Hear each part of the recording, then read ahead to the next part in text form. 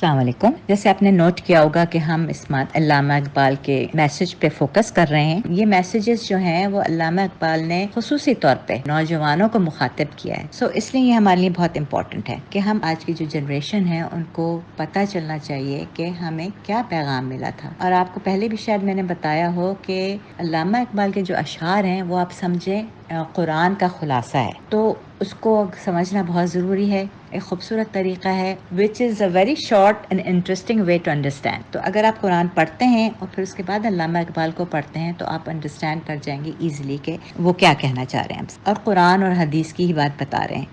تو وہ ہم سے یہ کہہ رہے ہیں گوادی ہم نے جو اسلاف سے میراث پائی تھی، گوادی ہم نے جو اسلاف سے میراث پائی تھی، ثریا سے زمین پر آسمان نے ہم کو دے مارا، ثریا سے زمین پر آسمان نے ہم کو دے مارا.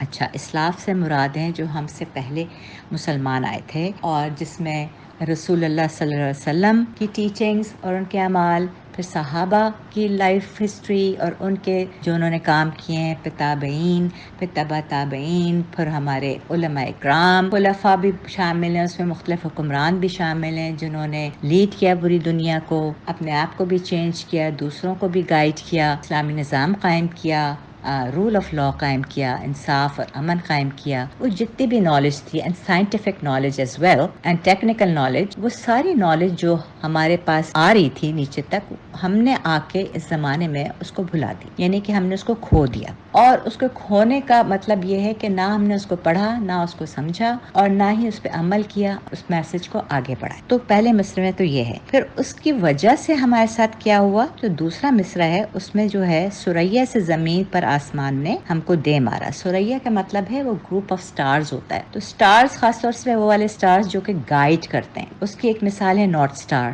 جس میں پہلے زمانے میں نارتھ کی طرف وہ گائیڈ کرتا تھا. ابھی بھی ہوتا ہے، we don't do it any more, کیونکہ اب ہمارے پاس کمپس ہوتا ہے اور لیٹلی ہمارے پاس جی پی ایس ہے تو اس کی اتنی ضرورت نہیں پڑتی. لیکن بعض علاقوں میں اب بھی یوز ہوتے ہیں، چاہے وہ صحرا میں ہوں، چاہے جنگلات میں ہوں، چاہے پانی پہ سفر کر رہے ہوں. تو ایسے گائیڈنگ سٹارز اللہ تعالیٰ نے بنائے ہیں جس سے انسان اپنے رستوں کو سمجھ سکتا ہے اور اس کا تعین کر سکتا ہے کہ کس طرف جا رہے ہیں. تو علامہ اقبال کہہ رہے ہیں کہ ہم تو ستاروں کی طرح تھے، جگمگاتے تھے، لیکن ہم زمین پر ایسے گرے ہیں جیسے کسی نے دے مارا ہے، ہمیں زمین پہ پٹخ دیا ہے. اور اس کی وجہ کیا ہوئی؟ جو نالج تھی ہمارے پاس اور جو ہمارے پاس لائف سٹائل تھا، جو کہ اسلامی لائف سٹائل تھا، وہ تو ہم نے سب کھو دی. ٹھیک ہے، وہ ساری انفارمیشن ہم نے بھلا دی. اس بھلانے کا نقصان یہ ہوا کہ ہمارا لائف سٹائل جو ہے وہ بھی ہمارا چینج ہو گیا.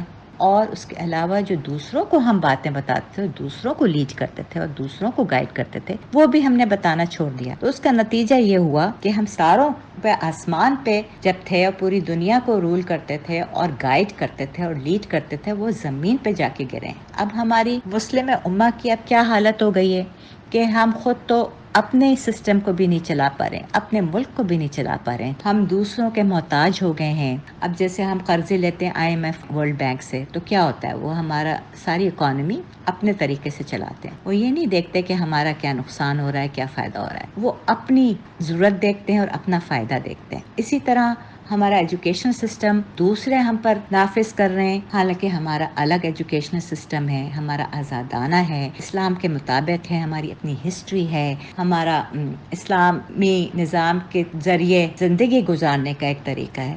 وہ ہم نہیں کر سکتے انفورس، کیونکہ ہمارے پر دوسرے کلچرز کے اثرات ہم پہ نافذ ہو رہے ہیں. تو یہ چیزیں ہیں ایسی جو جرنل چیزیں میں بتا رہی ہوں کہ اس کی وجہ سے ہم انڈیپینڈنٹ نہیں رہے، آزاد نہیں رہے، اپنی مرضی سے ہم رول نہیں کر سکتے اپنے آپ کو، ہم اپنی مرضی سے اپنا ایجوکیشن سسٹم نہیں اسٹیبلش کر سکتے، ہم اپنی مرضی سے اپنے اسلام پہ عمل نہیں کر سکتے، اور جو چیزیں اسلام نے ہمیں کرنے سے روکی ہیں وہ کھلے عام ہر جگہ ہو رہی ہیں، اس کو ہم کنٹرول نہیں کر پا رہے ہیں.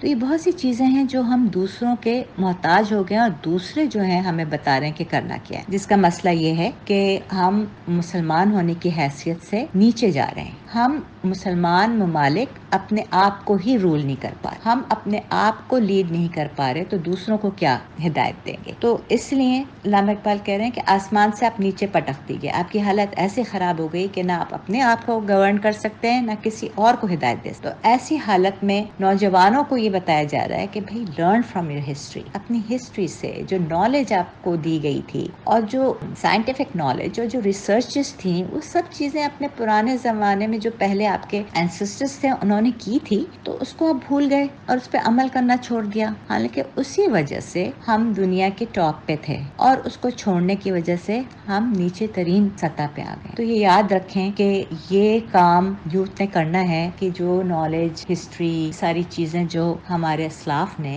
ہم سے پہلے لوگوں نے حاصل کی تھیں اور جس طرح کامیاب ہوئے تھے، زندگی میں بھی کامیاب ہوئے اور انشاءاللہ آخرت میں بھی کامیاب ہوئے ہوں گے، تو یہ ساری چیزیں ہم نے دوبارہ سے سیکھنی ہے، دوبارہ سے امپلیمنٹ کرنی ہے، دوبارہ سے دوسروں کو یہ میسج پہنچانا ہے، تاکہ ہم واپس جو ہے ہماری مسلم امہ واپس ایسی جگہ پہ پہنچیں جہاں ہم اپنے آپ کو بھی بہتر بنائیں اور دوسروں کو بھی بہتر کرنے کے طریقے بتائیں۔ یہ صرف ہماری جدوجہد نہیں ہے، یہ پوری دنیا کے امن اور خوشحالی اور انصاف پرووائڈ کرنے کی جدوجہد ہے جو ہم نے کرنی، تو خاص طور سے نوجوان کو کرنی ہے۔ اور نوجوانوں میں ٹیلنٹ بھی ہوتا ہے اور آپ لوگوں میں اسٹرینتھ بھی ہے اور آپ جو ہیں بالکل نئی ٹیکنالوجی سے بھی واقف ہوتے ہیں، تو آپ اس کو اگر لے کے چلیں گے، اس پیغام کو، آپ اس نالج کو آگے بڑھائیں گے، تو میرے خیال میں زیادہ اس کا اثر بھی ہوگا اور زیادہ افیکٹو بھی ہوگا۔ علامہ اقبال نے ہم کو ایک میسج دیا ہے کہ بھئی اپنی آنکھیں کھول لیں اور یہ دیکھیں کہ ہم کس طرح اور کہاں ہیں اور کیوں ہیں، ہم اس حالت میں کیوں آ گئے ہیں، اس کی کیا وجہ ہے، اور اس کی وجہ اسی طرح جان سکتے ہیں جب آپ ہسٹری سے نالج حاصل کریں، سائنس پہ توجہ دیں، ریسرچ پہ توجہ دیں اور اپنے آپ کو بھی اور دوسروں کو بھی گائیڈ کریں۔ السلام علیکم۔